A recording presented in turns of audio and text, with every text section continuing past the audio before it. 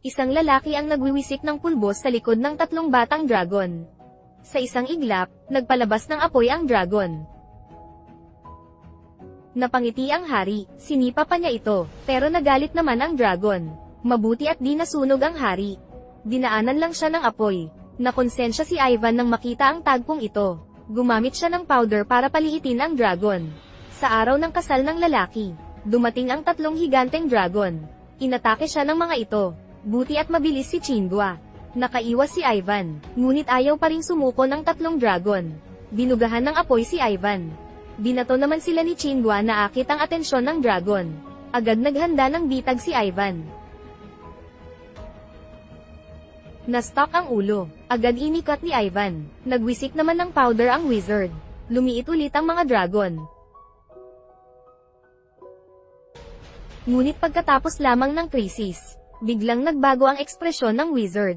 Naramdaman niyang may masamang darating. Kaya pinayuhan si Ivan na mag-ingat. Pero naisip lang ni Ivan ang kasal na naudlot. Di na siya nakinig sa wizard. Pinatay na rin ng duwende ang apoy. Akala nila maayos na ang lahat. Di nila napansin na may dumaang witch.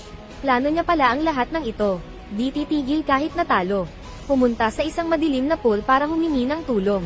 Nagsimula siya mag-ritual. May itim na usok ang lumabas. Sa pagtatapos ng ritual, may lumabas na tao sa ilog. Isang Dark Knight na nakasuot ng black armor. Ang lumabas mula sa tubig. Ito ang magiging katulong ng witch. Pagkagabi, habang lahat ay tulog, biglang sinipa ng Dark Knight ang pinto ni Chingwa. Hinagis niya ito, lumaban pa si Chingwa. Pero di niya kaya, tinali siya nito at dinala. Narinig ng bantay ang ingay. Nakita niya ang Dark Knight. Nandoon na rin ang wizard. Mabilis nagpalabas ng alarm.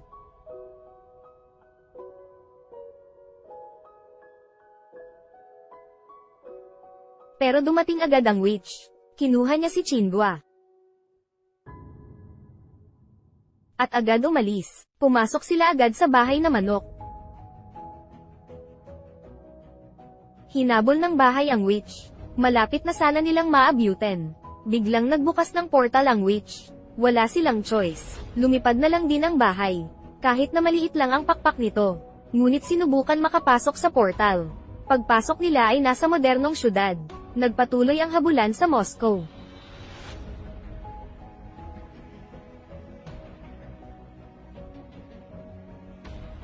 Di makapaniwala ang babae sa kanyang nakita, pati yung pulis na nagdidirekta ng traffic sa gilid. Natulala rin, pero di naman nila ito ginasto. Napatingin si Ivan sa sako. Kinuha niya ang mga walnut at pinakain sa bola na nagsasalita. Tinutok sa witch para umatake. Hindi naman nila ito napinsala. Di rin bumagal ang kalaban. Wala nang magawa si Ivan. Gusto niyang harapin ang witch. Pero alam na ng witch ang gagawin niya. Nagpalabas ng mahika. Pinasabog ang gulong ng kotse para harangan sila. Di na nakapreno ang bahay. Tumalon naman si Ivan. Pero siya ay nahulog at hinimitay. Nahirapan silang habulin ang witch. Muling lumitaw ang knight para harangin sila. Hinailan niya ang bahay para matamba ito. Bumaba ang sundalo para makipaglaban. Pero siya ay napugutan lang ng ulo. Nahulog ang ulo niya. At pumasok sa kotse ng babae. Di naman alam ng babae. Kahit na immortal ang sundalo. Ngunit dahil wala ang ulo niya. Walang silbi ang katawan nito. Sumugod ang bola para tumulong. Pero tinapakan lang siya ng knight. Kinurot ang ilong at tinapon siya. Wala namang pinatay ang witch. Sumakay sa alaga nito at tumakas. Ang sundalo ay napadpad sa barko. Lumabas ang kapitan. Akal niya crew na nalasing. Di inakala na tumayo ang sundalo. Naguluhan siya, pero natulala nang makita ang nagsasalita na bola. Tumawa-tawa pa. Pero di makapagsalita ang sundalo dahil walang ulo. Para magkaintindihan silang dalawa, may ideya ang bola. Kung payag, tatalon. Kung di naman, mag-bend siya.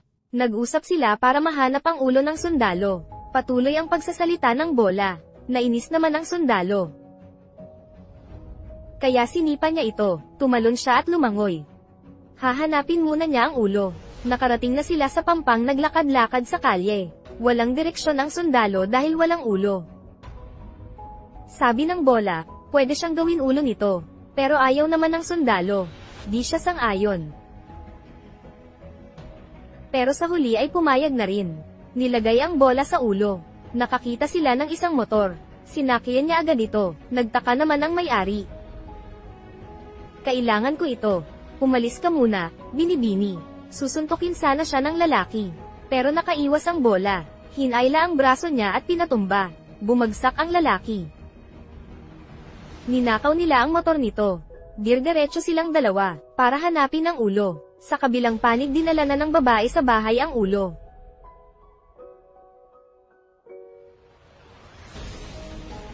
Napatingin ang bata sa laruan.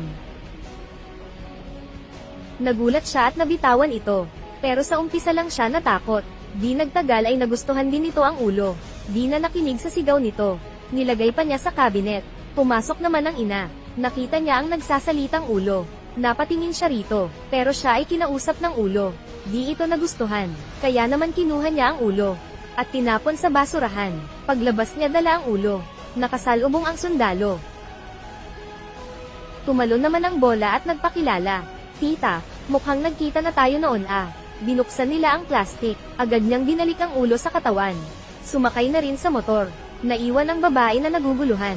Si Ivan naman ay nagising na. Nagmadaling tumakbo. Nalaman niya ang ginawa ng witch. Gusto niya itong habulin. Pero pagdating sa taas, wala naman bakas doon. Nag-aalala si Ivan. Nagalit na siya. Sa oras na ito, nakita ng wizard ang isang balahibo. Bigla siyang natauhan. Baka matulungan sila ng may-ari. Sa gabay ng wizard, nakarating sila sa teatro. Pero ang duwende lang daw ang pwedeng pumasok. Mabuti at may spell ang wizard. Dahil dito, ginawa niyang palaka ang walkie-talkie ng bantay. Nakarating na sila sa taas. Sa gabay ng balahibo, binuksan nila ang pinto ng dressing room. Pero walang tao sa loob. Pero di nagpanik ang wizard. Winagayway ang wand. Binuksan ang portal. Pagpasok nila, nakita nila ang isang malaking gintong puno. May kakaibang ibon doon. Nabasag ni Ivan ang vase. Nagulat ang ibon. Agad umilo ang katawan. Gusto niyang paalisin ang mga bisita. Nagpaliwanag ang wizard. Nagpakilala siya sa ibon. Nakilala din naman niya ito. Nilabas ni Ivan ang balahibo na hawak nila. Pero wala daw siyang alam. Marami na siyang balahibo na nalagas. Parang may nililihim. Hindi naniwala si Ivan sa paliwanag na ito. Itinaas niya ang espada para umatake. Di inaasahan parang mangingitlog ang ibon bigla. Tol, okay ka? Bulok naman pulis yan eh. Kapapasok-pasok lang dito, gusto na maghari-harian. Nakatagpo rin ang katapat. Anong pangalan mo? Magno, Apelyido. Reyes. Ikaw na naman? Ganun talaga, ano? Hanggang ngayon wala kang kakupas-kupas. Pero, big time ka na pala.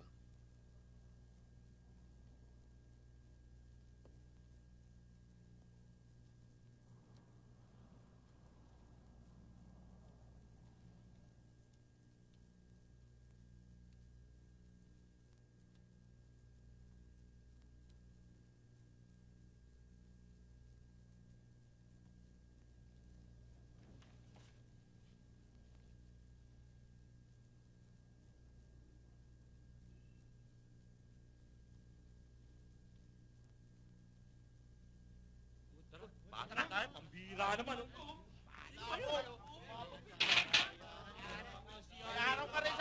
Ano ba? Ang ingay nyo ah! Hindi nyo ba alam na tutulog ako?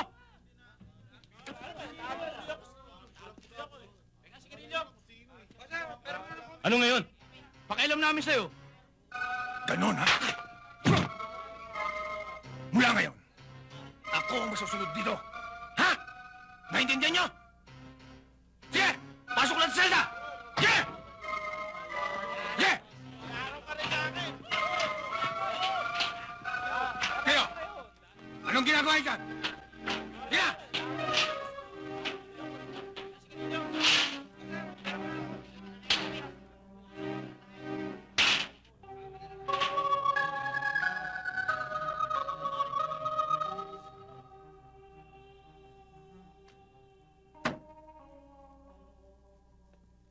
Chief, pwede ko bang makausap yung bata? Sige.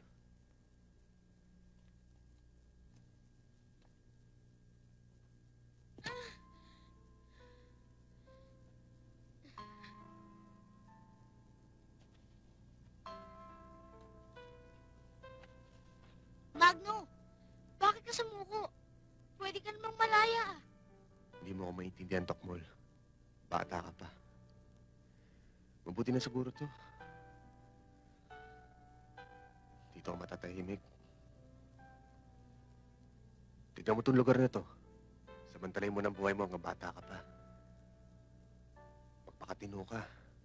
Magsikap ka. Mag-aral ka ng mabuti. Lagi mong balikan ang naging buhay ko. Huwag mo ako tularan. Ayoko lumaki ka sa lansangan. Ayoko rin magkaroon ka ng isang tatak na rehas na katulad ko. Tandaan mo lahat ng sinabi ko sa'yo, Tokmol. Para gumanda buhay mo. Tayo na. Magno! Tara.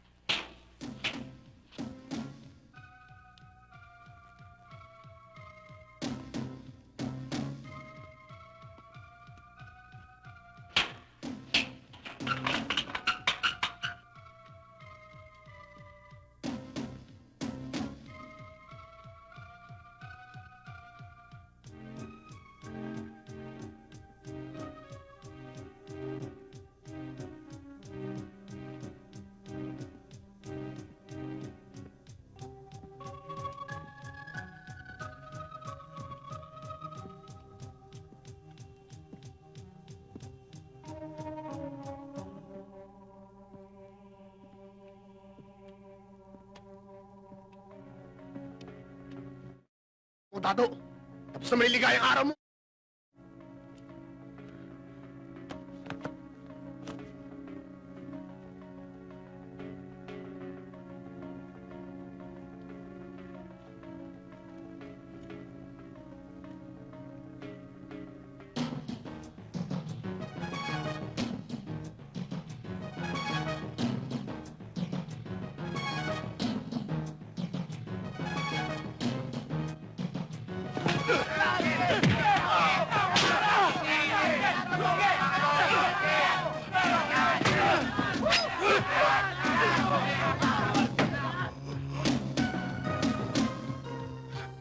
Patawarin. Patawarin mo na ako. Agno. Hindi naman ako pumatay kay Abigail eh. May usap ko sa impyerno!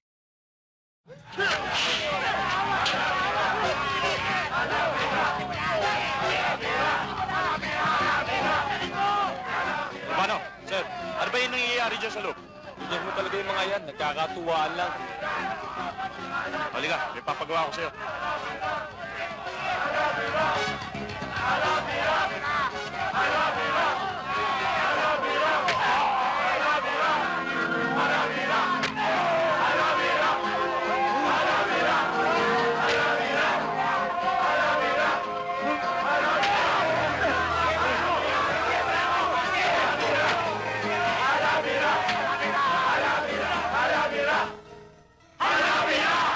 Tol, okay ka. Bulok naman pulis yan eh. Kapapasok-pasok lang dito, gusto na maghari-harian. Nakatagpo rin ang katapat. Safety ka dito, Tol. Sa selda na tayo. Tabi! O sige! Pasok na!